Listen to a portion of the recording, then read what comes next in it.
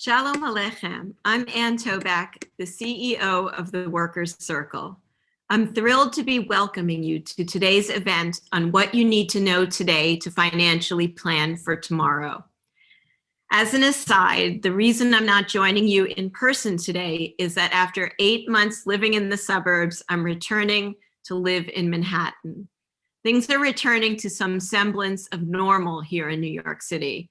And I hope the same is true of wherever you are zooming in with us from today.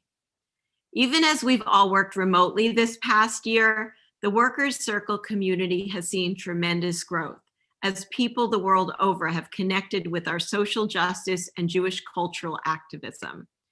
And in the tradition of our fierce immigrant founders, we haven't allowed the challenges of the past year to stop our work furthering the rights of immigrants, connecting people in voter-suppressed states with the resources to vote and have their votes counted, and engaging thousands around our shared Yiddish language and heritage.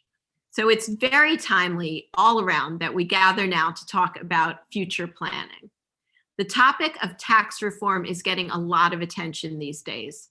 There are already 2 major tax reform bills in Congress, and President Biden has just promised several major changes to help cover the costs of his infrastructure plans. We want to provide our Workers' Circle community with the latest information. So we invited our Planned Giving consultant, attorney Jonathan Gudema, to give an overview of the proposed changes and some guidance about how to make sure your estate plans reflect your original intentions should these laws impact them. Jonathan has been a New York and New Jersey attorney since 1995, as well as working with nonprofits like the Workers' Circle to help supporters develop their planned gifts and legacy plans. There's going to be time for questions at the end of the talk, but you're also welcome after we finish today to send an email to info@circle.org, and our staff will be happy to coordinate with Jonathan to get you answers.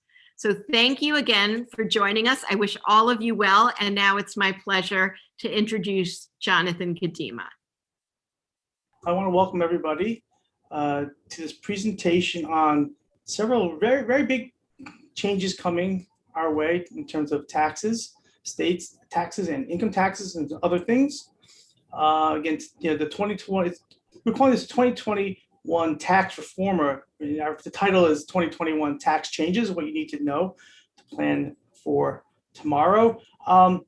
Just quick, couple housekeeping items. So you could try to send a text during this. I will probably take a glance at text, at some of the questions in here, and or at the end, I will look at those questions and try to answer them. But I would suggest that waiting throughout the presentation, I hope to answer all the basic questions about all of the potential changes that are coming. And again, just like Ann just mentioned in the video, you can always, after the presentation, if you have any lingering questions, you can always send an email to info@circle.org, and staff will coordinate with me. And there'll be a follow-up emails from this anyway. So hopefully if there's any outstanding questions, we'll address them there. Okay, so what are we going to cover today? I'm going to try to focus on only the things that are applicable to individuals for your personal planning. There are a bunch of different things out there that are being proposed. I'm not going to address things like corporation taxes and some of the more complex things, but I might make reference to some of the sophisticated things that are being looked at. So I'll do a quick overview of the current state of taxes, just to know where we're starting from and where they're going in terms of income tax, appreciated assets, capital gains, and gift and estate taxes. And also, I just want to mention before I get started, these are very big changes. I would say this is probably if you take in totality the 3 main thrusts that are coming, the 2 bills and what President Biden is planning to do, it's probably bigger changes than we haven't seen these type of changes since probably 1986, which was before my time in terms of looking at tax law. I've been practicing law since 1995. And by 1998, 1999, I was already focusing on tax law changes for various roles that I've had. So anyways, back to the presentation. So we're gonna look at the current state, and then we're gonna talk at, of course, why you're joining this presentation is you want to know what's happening. What are they talking about? You do see things in newspapers, and you may have some of the story, but hopefully I'll fill in more of the gaps, and I will try to define things for you so we have a better understanding. And of course, I always am hesitant to get out there and give presentations on new tax law until it's passed. But in this case, it's really moving rather quickly. And I think most of these things will probably come to fruition. So it's I'll try to talk about realistically what will likely happen. I can't, I'm not a prophet. I can't tell exactly what would happen.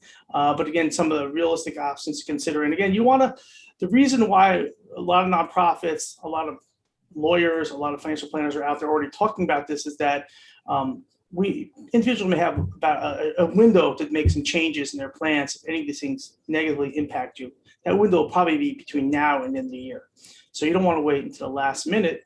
And of course, I'm going to wrap up with some of the basic estate planning ideas. Just make sure it applies to everybody, because some of the things that you're going to hear today are really for very wealthy people, and maybe it might affect you. But we'll finish up with some of the basics that never change. Just to remind people, hey, these are some of the basic things you should be doing if you haven't done them already.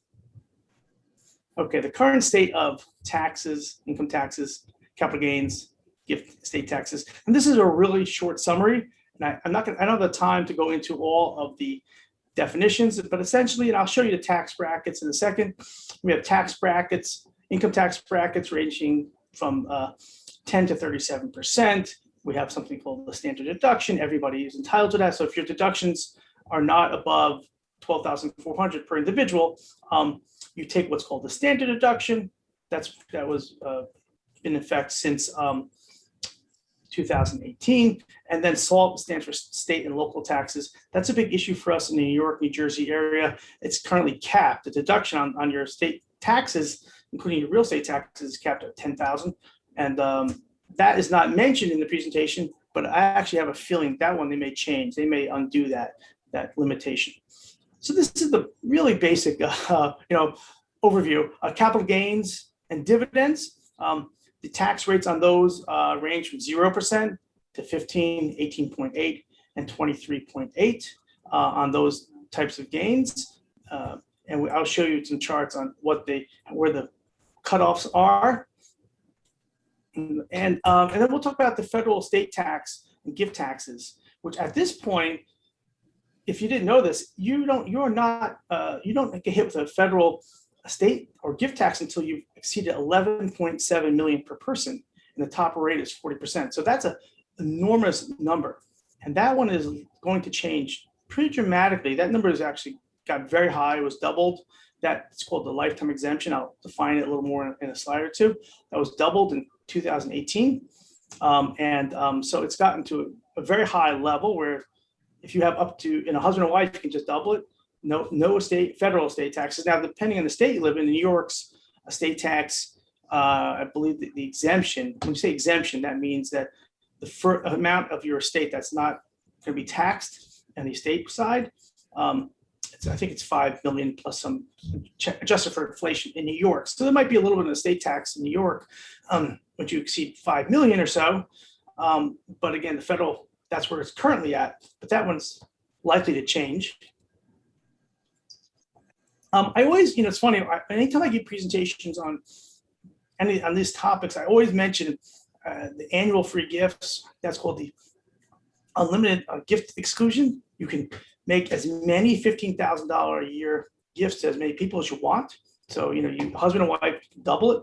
So that could be, you could be giving out $30,000 to each of your children each year. You can give out to as many people as you like, and it doesn't count against your lifetime exemption. I never actually thought there would be changes to it, but it's on the table. So there might be some changes to that simple estate planning move. And there's something called the step up in basis at death. Now that is, most people are familiar with this. That if you're not, I'll just quickly define it. Is that if you're holding real estate, let's say a house, and you pass away, your estate will not, and let's say you paid very little for it and it went up in value, your estate will not owe any capital gains on that house, nor will your heirs. And that will go into your estate, and the total value of the house might count towards your total estate tax obligation, which again, currently doesn't kick in until you see 11.7 million. I'm almost like, I say that so calmly, like it applies to me. Like I'm laughing, that, I got a long way to go. I got about $11.7 million to go to get there. Anyway, back to this. So the step up in base is a pretty standard thing. It's been in the law in America since, at least into the 1960s, probably maybe earlier.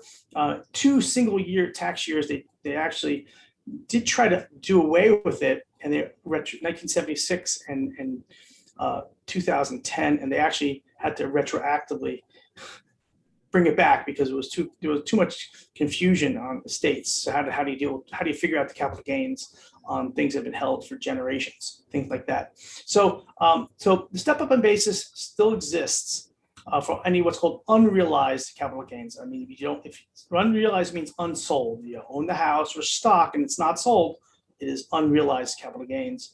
But again, that's on the table. We'll talk about what that means. Just a quick mention, this is relatively new law. If you hadn't noticed, something called a stretch IRA, those are gone. They got rid of them. That was if you had pretty large IRA holdings and you were looking to minimize the taxation on your IRAs. What you would do is you were able to have younger beneficiaries besides spouses. Spouses always can inherit an IRA, but children or grandchildren were able to inherit an IRA and take the IRA proceeds out over the younger person's life expectancy. So there was some definite growth benefits to that, some tax benefits, but those are gone.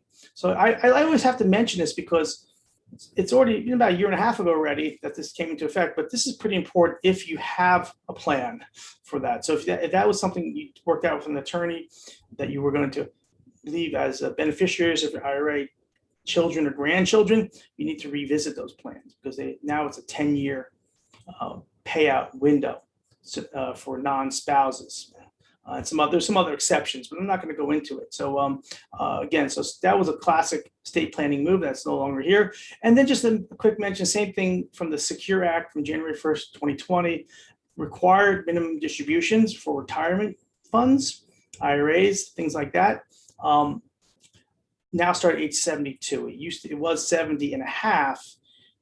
That's when they kicked in. Now you don't have to take them until you're age 72. And actually, they took away the age limits on additions to IRAs, personal IRAs. Again, you could add it up until it was the law up until January 1st, 2020, is that once you hit age 70 and a half, the year that you are required to you do your RMDs, start taking those required minimum distributions. That was the last time you could add to your IRA, and now they've just changed it. And now you can add well beyond as old as you want, as long as. But the one caveat, of course, to an IRA, you can only add money to an IRA. Money put into an IRA and other retirement accounts. It's a what's called an above the line deduction. It's a significant deduction. There's a limit to how much you could do it. So but it only applies if you have earned income. Just repeat, earned income. So you have to still be working basically to add, if you want to add money to your IRAs. And again, that's a new law. So something that's out there. Okay, here's the tax brackets. I had to learn the hard way I hadn't thought about this. And in one of my presentations, I ran to a friend of mine in synagogue right after I gave a presentation about the similar topic.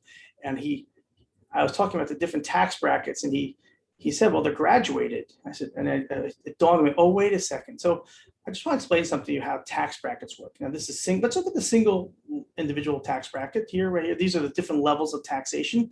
So the way these brackets work is because for example, let's say you earned $100,000 in taxable income, because again, this is not the gross income.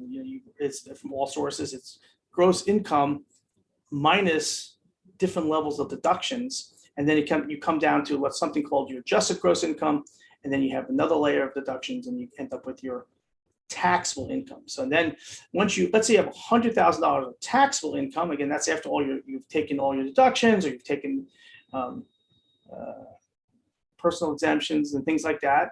Well, personal exemptions don't exist anymore. But anyway, let's say you've taken the standard deduction, or you have your itemizer. If you have above 12,400 in itemizations and itemized deductions, unless you end up with that $100,000 income, and you say, "Wow, I'm in the middle of the $100,000 range, middle of the 24% bracket. Does that mean I pay 24% on all of my income?" And the answer is no. You pay the way, and this is obviously crunched in a computer. Whoever does your tax return, nobody does this by hand anymore. The computer programs that do this, TurboTax or wherever your accountant uses, the first 10% of your income pays the 10%. First 0 to 9,875 pays the 10% bracket. The next level pays the 12% bracket. So if you went over 24% bracket, for example, and you had just a little above 163,000. And this is for 2020 taxes. The filing date is in 5 days.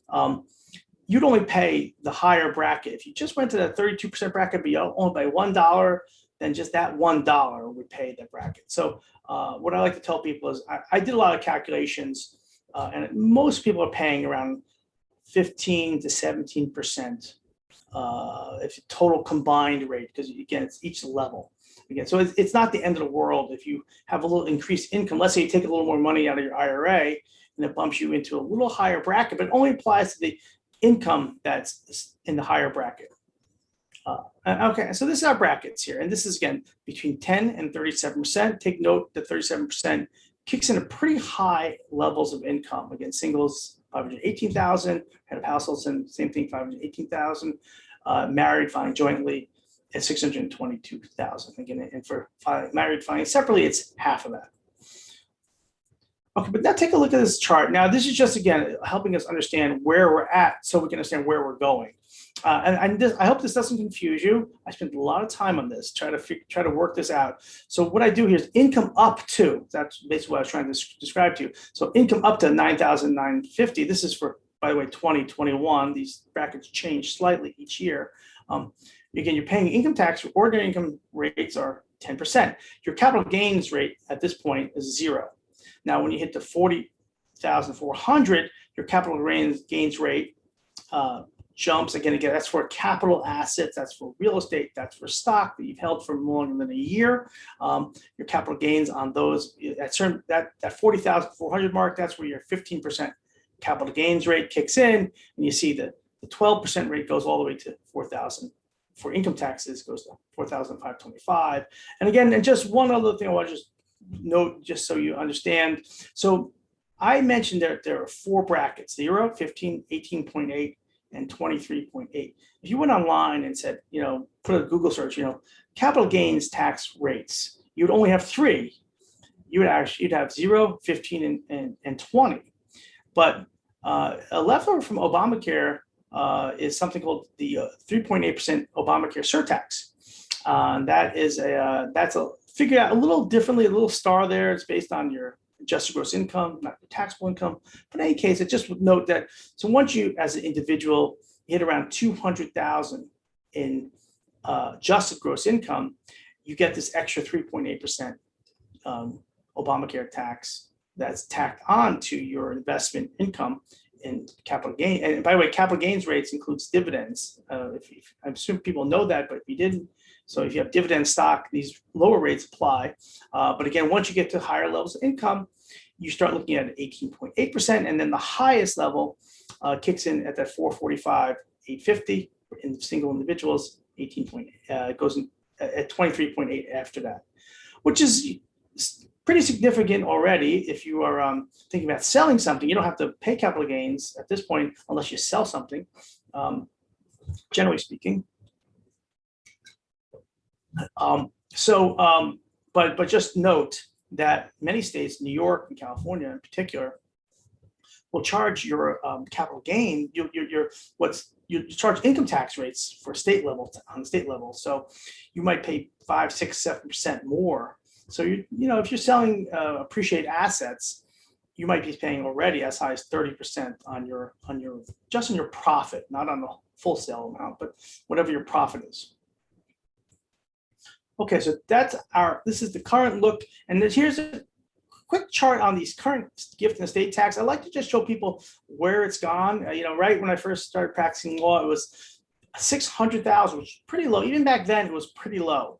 So you start facing estate taxes once you have over 600,000, and the gift tax, estate and gift tax. By the way, typically they try to keep the estate and gift taxes linked so that there's not an advantage one over the other. It's called the unified gift and estate tax.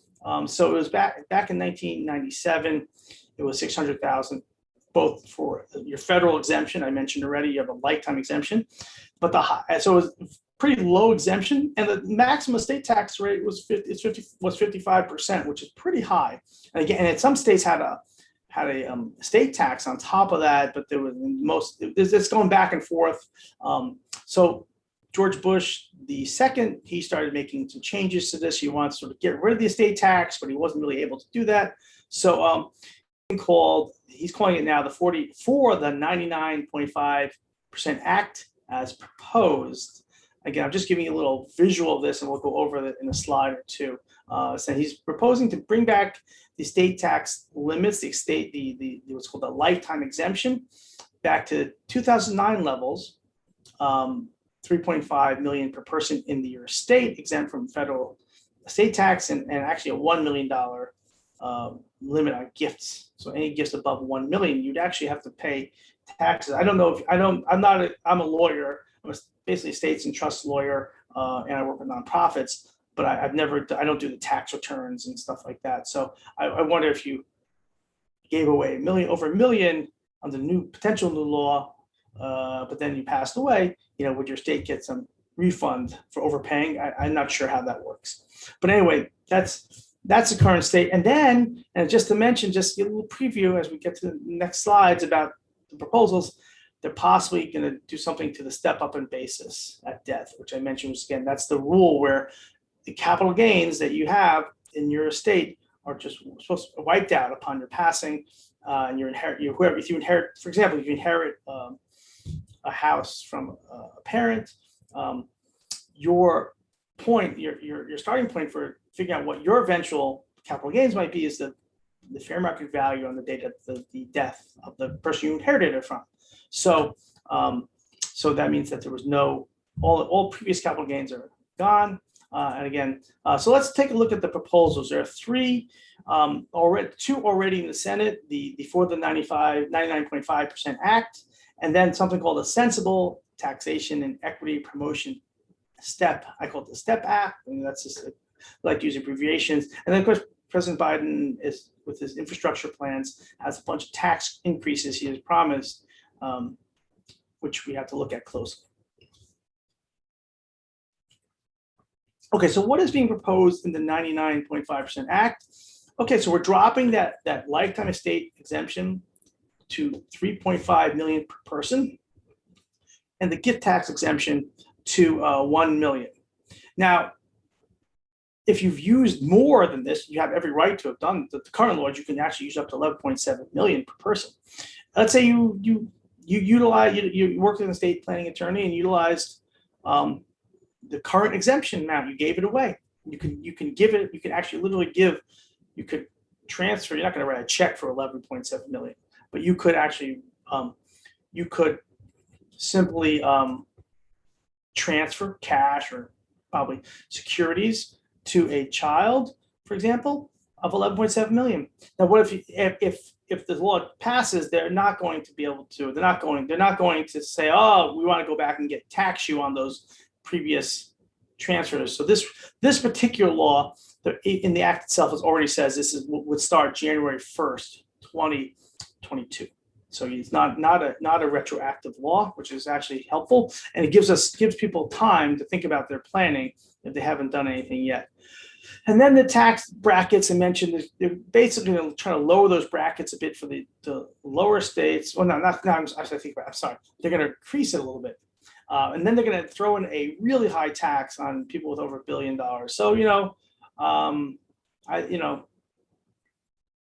if you have $1 billion or more, and I work for a family which is in a similar level. That's part of my, I didn't get introduction. I work with nonprofits, but I'm also an in-house attorney for a family wealth office. And we're not, the family that I work for, they're not going to, the patriarch of the family is not going to have $1 billion in his name. He barely had, we're moving things out of his name already for many years. So chances are billionaires will just have to really think about their estate plans, and or they'll just support the country with pretty high tax, 65%. But again, that's for estates in excess of 1 billion. That's but the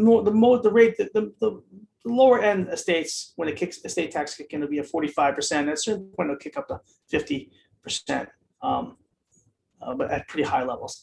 And now here's another proposal. So I mentioned that the annual gift exclusion, that you can gift 15,000. It used to be 10,000 a year, but they slowly went up, inflation adjusted, to 10,000, 15,000 unlimited gifts you can make without having to use any of your lifetime exemption against your estate or your gifting exemption.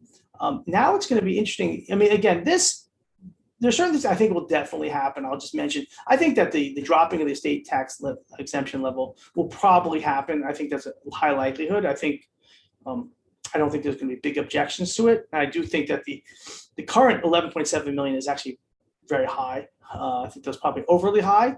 So this is probably going to pass. But this one I'm wondering about. But let me read this to you.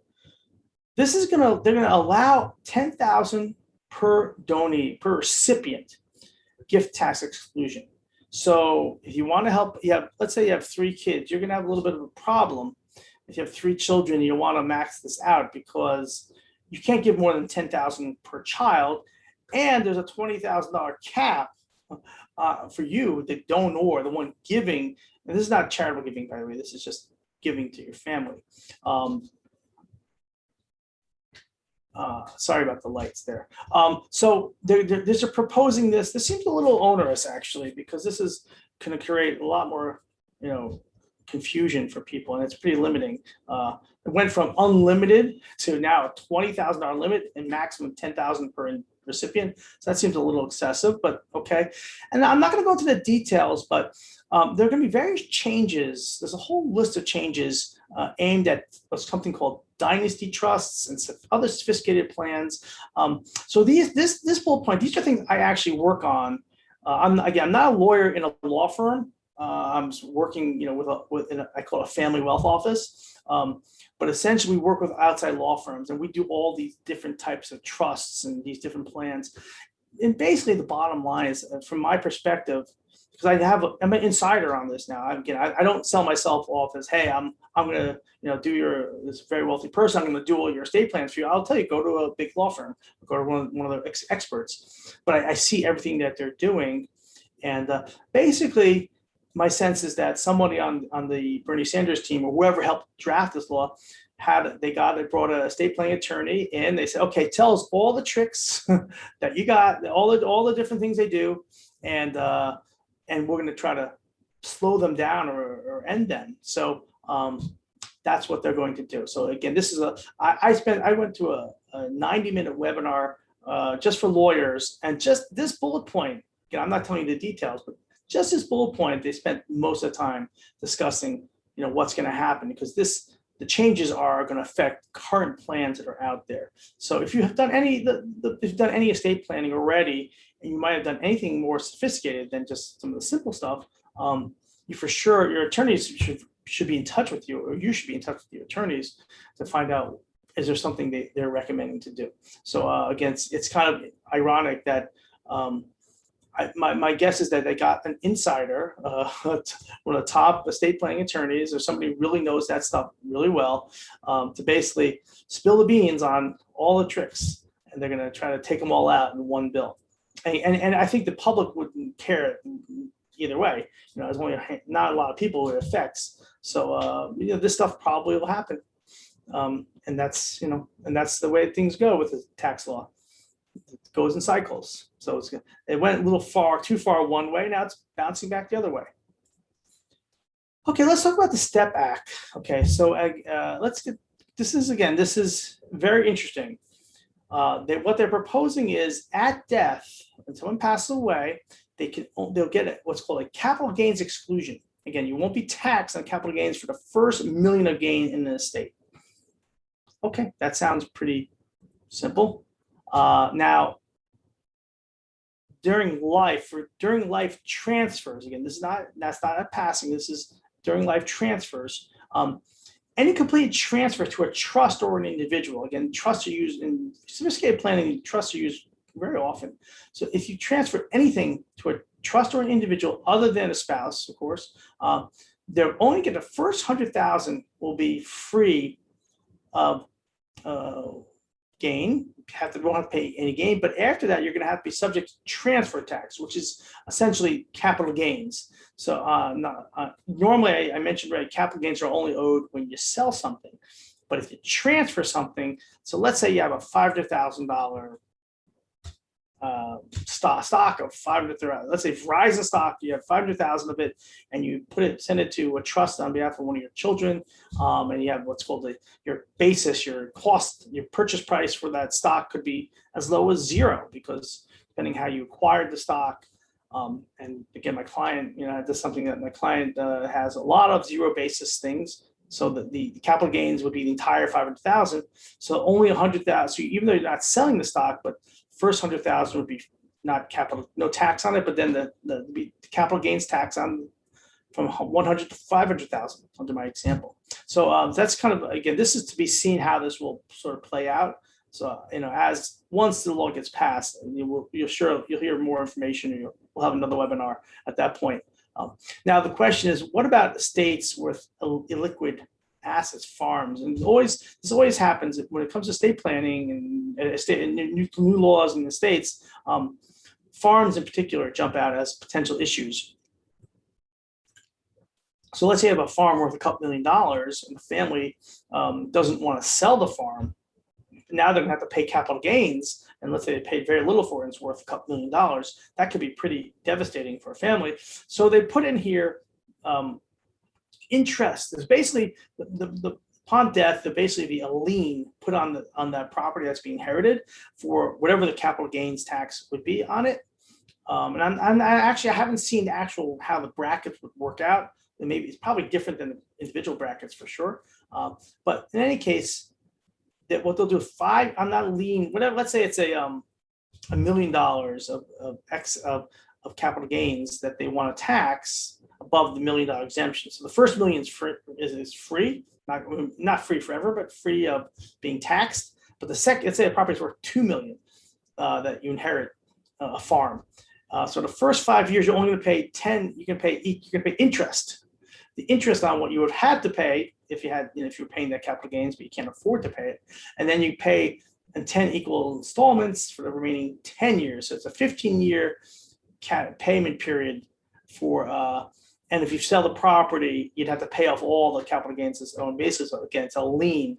If you refinance the property, again, you'd have to pay off as the lien from the government. It's a kind of interesting idea. It seems a little onerous. Now, which was very interesting in the step back, and it's not, I forgot which senator proposed this. This is not Bernie Sanders. This is a different senator proposed this. The transfer tax, these taxes that we're talking about only apply after, actually, this would apply retroactively as of basically of January 1st this year. It's a retroactive provision. So there might not be anything you could do to get around this. Again, so yeah, let me just repeat what's going, because that could have confused you. So let me just repeat it again. So what they're saying is we're going to have capital gain. Anytime there's capital gains in an estate, we're gonna anything once it gets above $1 million, you're going to have to be owning capital gains. I'm not sure how the brackets work on that, 15 or 20%. Again, because that's the classic brackets. Zero is not going to apply here, but 15% or 20%. I was wondering about that 39.6%. Could that apply? Because I guess we're going to see in a couple of slides very shortly. We're going to see actually President Biden is proposing to tax capital gains. Anyone earning over $1 million, tax that at 39.6%. So would that apply to an estate, where the gains are above $1 million? I just wonder. So we don't have an answer to that. But again, so we're talking about a capital gains tax on anything above $1 million, any gains above $1 million. I just want to mention before I go further, obviously, so if you inherited let's say you inherited that $2 million farm, and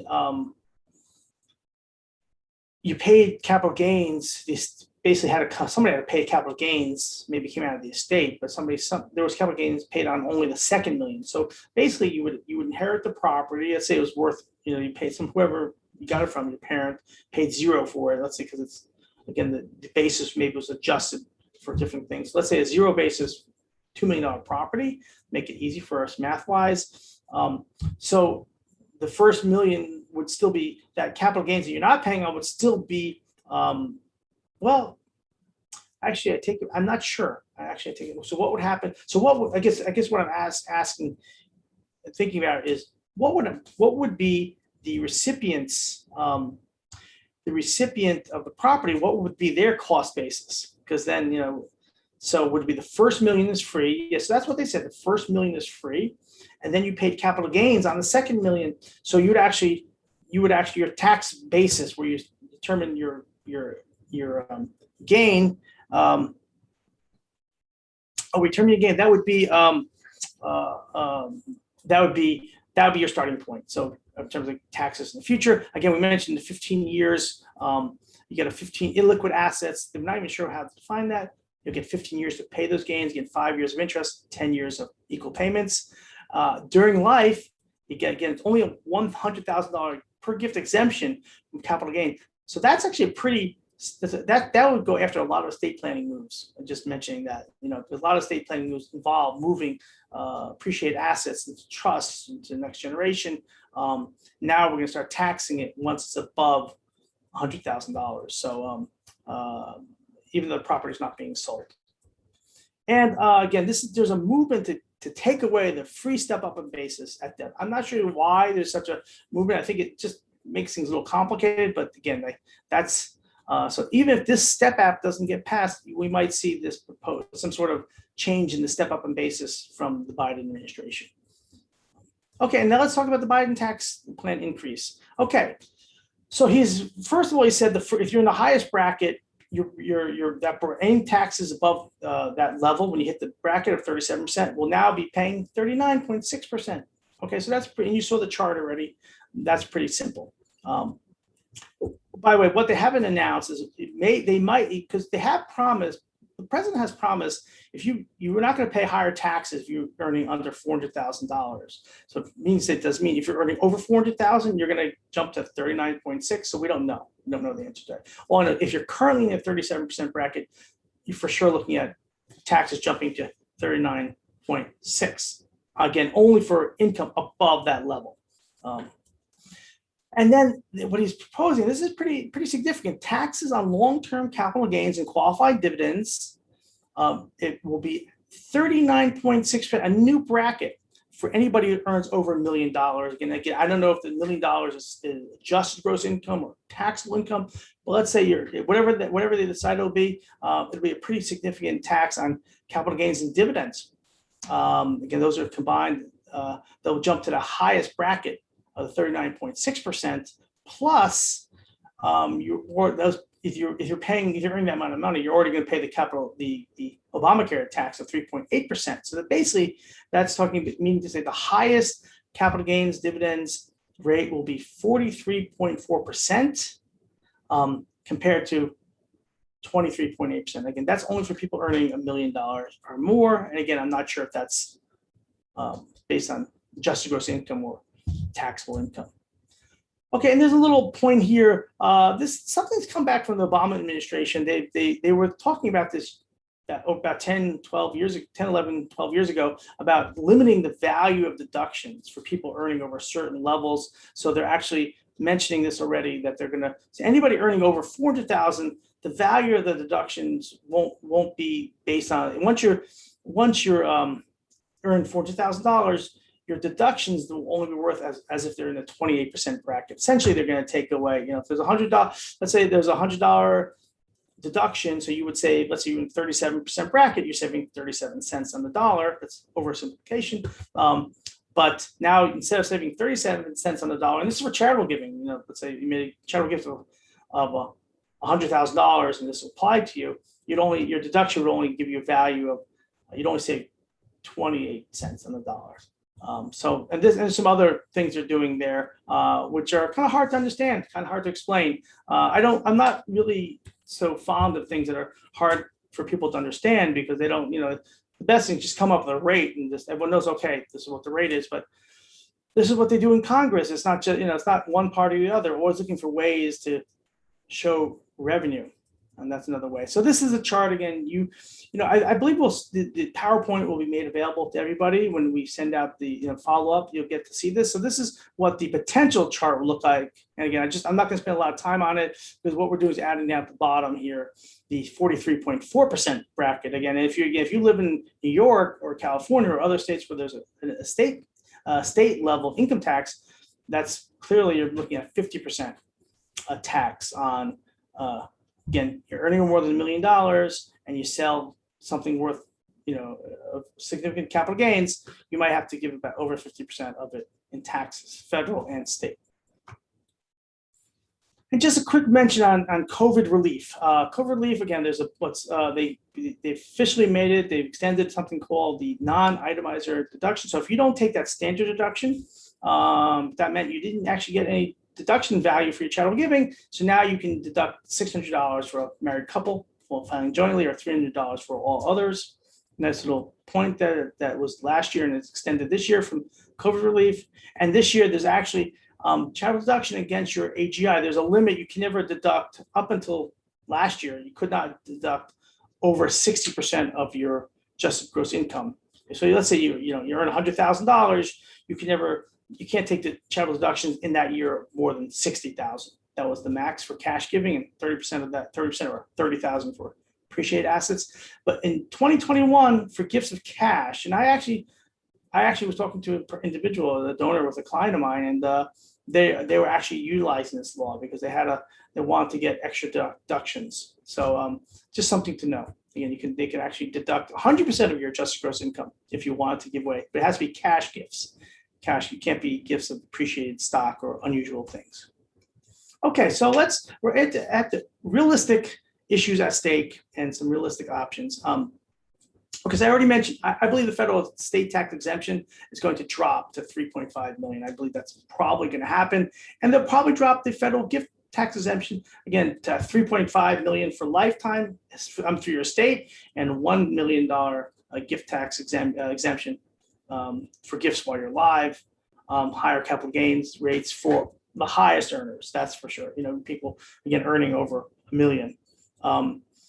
Higher income tax levels for higher earners, but again, we're not sure where they're going to kick. We're going to that 39.6% bracket will start. Will it be at the current highest level, which is, well, we're earning over $500,000, or will it be for a little bit of a lower level, starting somewhere around the 400,000 mark, which again, I did a little research into this, and they're not sure. They're mulling it over, and I do believe they're going to do something with the capital gains. They're going to change the step up in basis at death. Again, something's going to happen there. Not the step back is not that. I wouldn't say that's a lock to pass, but I can say likelihood is something will happen there. And again, once that becomes official, then you'll know if there's any planning opportunities, planning things you want to think about. Again, possible taxation of capital gains on non-sale gift transfers over 100,000 with over 100,000 gains. Again, that's pretty significant for estate planning purposes. Again, that's a real showstopper when it comes to estate planning things. And the sophisticated estate plans are going to have to all revise. So if you've done some sophisticated estate plans, you need to be talking to your attorneys soon, now. Reach out to them. Of course, they might tell you, well, we don't know what the law is going to be, but I think we should expect significant changes. I think that the votes are there. They do not need 60 votes on these things. So if it comes down to a partisanship, I think it'll be they can pass it. Okay, so let's talk about some realistic things to think about. Again, utilizing that federal gift and state exemption is currently 11.7 per person. If you have those types of assets, you haven't done this already, this is something you will want to do. A lot of ways to do it. Again, this is something you work out with an estate planning attorney. Again, but you have 11.7 million per person. So there's a lot of opportunities and there's a lot of flexibility currently in the law, which may be changing, of course, but currently we can do it. And definitely rebalancing the portfolio, maybe away from highly appreciated or dividend stocks toward maybe tax-free type things, or maybe real estate, things like that. That's this. Maybe looking for longer-term growth horizon assets again with delayed income. So that's talking about real estate or life insurance. Again, the life insurance industry will come out with a whole slew of things, of course, as they can always do. And then the other idea is to convert as much IRAs and 401ks and the retirement accounts into Roth IRAs. I said as much as you can stomach, because obviously when you convert from regular retirement accounts, which is pre-tax money, then into a Roth, which is basically after-tax money, you have to pay income tax on that. So a lot of people don't like to pay income tax too early, generally speaking. But if you can swing it, you might want to put more into a Roth, because whenever the money is withdrawn from the Roth by yourself or by your heirs, it's all tax-free. And then they're not changing that. Okay, charitable ideas. There's something called a charitable remainder trust, charitable gift annuity. These are foreign ideas to most people, but essentially these are gift structures that allow you to take highly appreciated stocks and have no tax loss. You can put a portfolio of $100,000 of Verizon stock that you paid very little for into a charitable remainder trust or annuity. You will not pay any capital gains if you create one of these trusts, and you get income for life, and you might even get some tax-free income depending on the structure, and you get income tax deduction up front. But you don't get the 100% of it because you're keeping income for yourself. But again, this is a pretty standard Planned Giving move that the things I've worked on for over 20, 25 years already. Again, these may become very popular because people may realize, wow, if I sell that highly appreciated stock and have to pay all these gains, why not put it into one of these trusts and benefit worker circle? The remainder goes to the charity of your choice, and the income stays with you. Something called charitable lead trust, and it's a very advanced planning tool. Again, allows you to transfer very significant wealth to heirs at a very reduced gift tax valuation. Essentially, it's the way to avoid estate taxes. And it creates a big income stream to charity. Those are for very large, you don't do these things for less than $1 million. So I put it out there, but it doesn't apply to too many people. And you could even get an upfront income tax deduction for that type of trust. Again, I'm not going to go into the details because it's well beyond what we can cover today. IRA charitable rollover, if you're not familiar with that, this is where you can take $100,000 up to 100. You could do 1,000, you could do 2,000, or you could do up to 100 total in 1 year without any income tax charge to that, and you could give it to charity, give it to Worker Circle. And this is great. If you're no longer an itemizer, this is a great opportunity to get some tax benefits. So if you're over, it only applies if you're over age 70 and a half and older, by the way. So if you're age 70 and a half and older, you might want to consider utilizing your IRA for all types of giving. It could be any level, and as long as you don't go over 100,000, and actually counts towards your required minimum distributions, your RMDs, which is actually a nice benefit. If you don't need the RMDs for your own, living expenses, then you won't have to pay tax on them because you're just giving it directly to charity. And of course, just simple donations for appreciated stock, real estate. Again, those things. Again, you're just thinking about a larger gift. Of course, you can avoid the capital gains. You get a full fair market value income tax deduction. Again, this may be something you and an advisor may work on. Say, well, let's donate this property or the stock so that we can get a big deduction, not pay any of the capital gains, and make a big impact. And it's a big charitable gift. Okay, so we're almost over time a little bit. I want to just mention a couple things about, I call this estate planning basics that never change. Again, a lot of the stuff we talked about was really high end in terms of dollar amounts. It doesn't apply to that many people. So I figured why not at least talk also about some of the basics. So The bottom line is, and this is so common, you do not want to delay. It's very hard to address your own estate plans, but you wait too late to do this, you could be in a very bad position. It's very common. We all go through it. My father is very more on top of this. He took care of his stuff. Him and his wife sold their house. They downsized. They took care of their estate planning needs. But my mom was in more of a trickier situation. Luckily, she's okay now. But again, she waited a little too long to do anything. So you want to work on it quickly. You want to try to get organized in your finances. If you're not an organized person, this is obviously a big challenge in general. But the more you can have at least a list of where all your assets are, things like that, the better. And it can make it more simplified. Maybe combine accounts, things like that, just to get organized. And of course, you want to have emergency caretakers, younger people, family members who can help you in the case of emergency or disability. You want to know where documents are, so you may getting organized. You may have a lock box, maybe a fireproof box where you keep all your documents, and you tell them, oh, by the way, if something happens to me, this is where everything is, including your planning documents, your will. We'll talk about a will in a second. Powers of attorney, a living will or a healthcare directive. Very important documents, and they're only applicable if someone can find them. So be organized with those and make sure somebody knows where they are.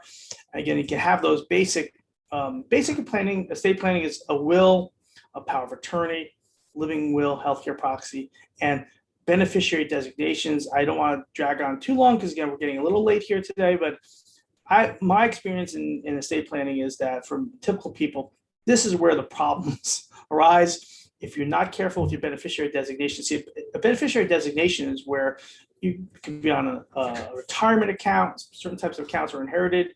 So whoever you list there, that's who gets it, not who's listed in your will, or bank accounts. So if it's not done carefully, not coordinated with your will, you can have a very uneven estate and exactly the opposite of what you planned. So you want to make sure that your beneficiary designations are in line with what your goals are and what your will is saying.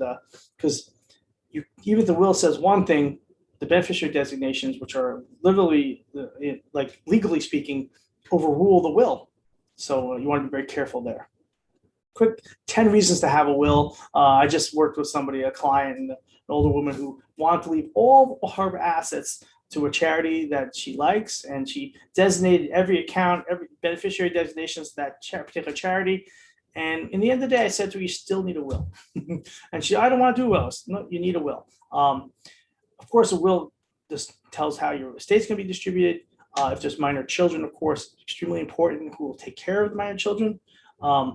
And you could cause a lot more issues with a lengthy probate process. Probate is where they take the will. They say, okay, the will is accepted, and it could take a long time for things to happen. But if you don't have a will, it could be even longer. Maybe minimizing the estate, and after that, death taxes doesn't. Again, the levels I've already mentioned. So if you're nowhere in the millions mark, that's not really an issue. But again, it's just something that's out there. You want to decide who will wind up your affairs of your estate, which is very important. Who's the person to be your executor of and to gather everything. You might disinherit individuals. I'm not encouraging that, but again, there are people who would stand next in line. Of course, children, of course, are next in line. But if there are no children, whoever's in line to inherit, if something happens to you, it's the next closest relative. So it could be nieces, nephews, but maybe those aren't the people you want to leave it to. So you got to be careful there. You might want to make gifts. You might want to make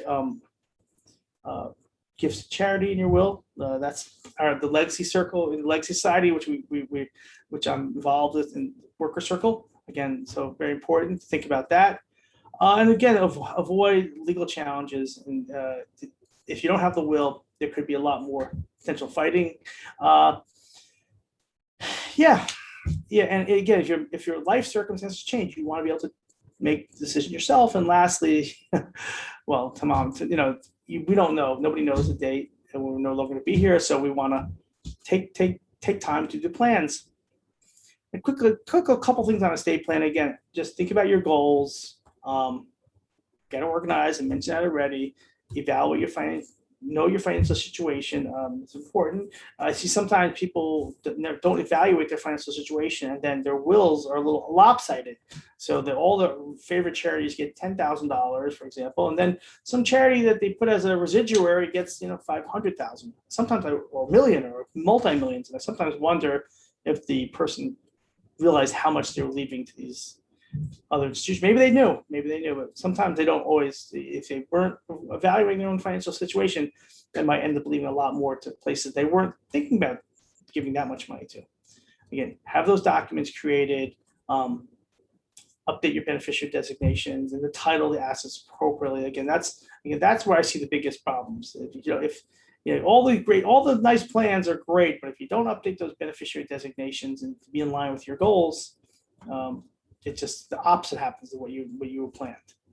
And of course, you got to keep people involved. You want to tell people who are your potential executive. They want to know where the document is, and having it in a safety deposit box is not a great idea, because once the bank knows you've passed away, you basically need a court order to open a safety deposit box. So unless you have a child on as a second, has access to your safety deposit box, I would not put these documents there, or have a younger person have access to it that you trust, of course.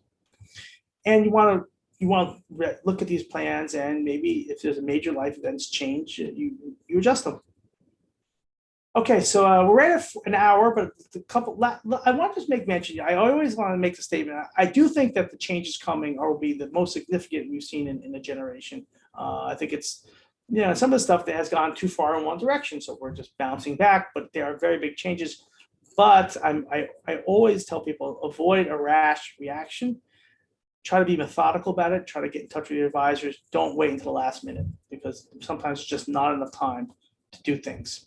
And there will be a deadline. It'll probably be December 31st, 2021. So get in touch with your attorneys if you have an estate planning attorney. If you don't have an estate planning attorney and you have significant assets, you need to start looking around for one. Again, you might, if you have unused lifetime exemption, if you haven't used that 11.7 million per person, you for sure want to utilize it. You might have sophisticated trusts that were set up by attorneys. One of my complaints, one of the reasons why I work with this family I've worked with this family for about 15 years already, is that very large law firms did all this estate planning for them, and then law firms moved on and they weren't involved, and I found I had to clean things up. I've been cleaning things up for 15 years. I'm cleaning now. I got to the point where I'm cleaning up things that I did that weren't finished or were not done. So be careful with sophisticated estate plans, and you probably need to be in touch with your attorneys if you have sophisticated plans. Of course, again, think about your investments. Financial advisors, I've already had some conversations with them. The good ones are really also focusing on the potential tax law changes to help give you advice. So check in with them to see if they've had a chance to see what's happening, and they should be formulating plans for their clients. So if you have a financial advisor, it's a good idea to be in touch with them. You have the email info@circle.org, and staff at the Worker Circle can be in touch with me if we have questions. And again, we'll be sharing more information, and we'll share the PowerPoint. And if there's some other questions, we'll share those answers with the group if they're applicable to everybody. Thank you so much, everybody, for joining this hour.